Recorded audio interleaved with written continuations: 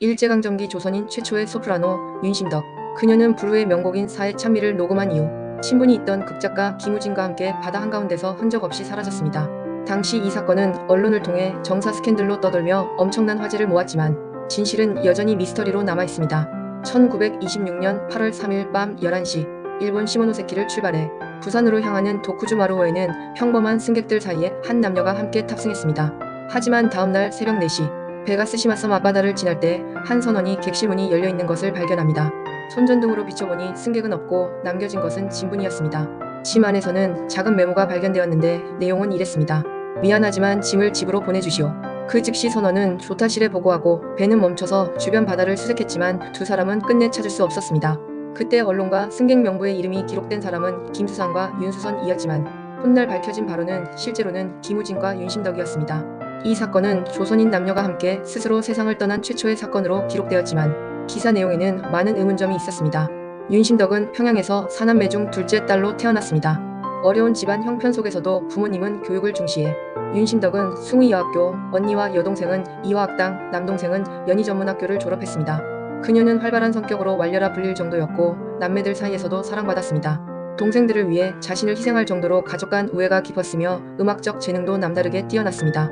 여동생 피아니스트, 남동생 바리톤 성악가, 윤심덕 소프라노. 처음에는 돈을 벌기 위해 경성여자고등보통학교 4번과에 진학했지만 결국 음악의 운명을 느껴 전업 성악가의 길로 들어섰습니다.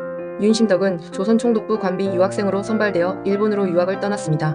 도쿄음악학교에서 성악을 배우며 활발한 성격과 외모로 많은 유학생과 친분을 쌓았습니다. 1921년 유학생들과 함께 만든 동우의 조선순회 공연에서 극작가이자 와세다대 유학생인 김우진과 처음 만납니다. 당시 김우진은 유부남이었음에도 두 사람은 친분을 유지하며 연락을 이어갔습니다. 주변에서는 두 사람이 연인 관계라는 소문이 돌았지만 지인들의 증언에 따르면 그들은 사귀는 사이가 아니었다고 합니다. 1924년 윤심덕은 학업을 마치고 국내로 돌아와 음악 무대에 섰습니다. 독창 공연과 음악대회를 통해 한국 최초의 소프라노로서 명성을 쌓기 시작했습니다. 하지만 생활은 쉽지 않았습니다. 교사 임용도 되지 않았고 경제적으로 어려움을 겪었으며 결혼도 파탄을 맞았습니다. 그녀는 음악선생, 배우 등을 겸하며 생활을 이어갔습니다. 1926년 윤심덕은 오사카의 니토 레코드사에서 음반 녹음을 진행합니다. 거기서 이오시프 이바노비치의 왈츠 다뉴브강의 잔물결의 음악소리에 맞춰 다른 가사를 붙인 사의 찬미를 녹음하게 됩니다. 원래 이 노래를 녹음하려던 계획은 없었지만 다른 노래들을 녹음하던 중에 윤심덕이 갑자기 이 노래를 녹음하길 원했다고 합니다. 그 과정에서 탄생한 곡이 바로 사의 찬미였습니다. 이 음반은 그녀의 죽음 이후 일본과 조선 전역에서 큰 인기를 끌며 전내미문의 판매고를 기록합니다. 녹음 기간 중 일본에 있던 김우진과 재회하게 된 윤심덕은 연락을 이어가게 되고 그해 8월 3일 밤 시모노세키에서 부산으로 향하는 배에 함께 탑승합니다. 8월 4일 새벽 4시 스시마섬을 지나는 도중 승객 2명이 사라진 것이 확인되었습니다. 하지만 두 사람이 바다에 뛰어내리는 장면을 본 사람은 아무도 없었습니다. 확실한 사실은 단 3가지뿐이었습니다. 8월 3일 밤 일본에서 같은 배에 탑승했다. 8월 4일 새벽 스시마섬을 지날 때 배 안에 없었다. 승객 명부를 확인해도 두 사람은 내리지 않았다. 목격자도 없고 유서도 없으며 동반자살의 이유도 명확하지 않았습니다.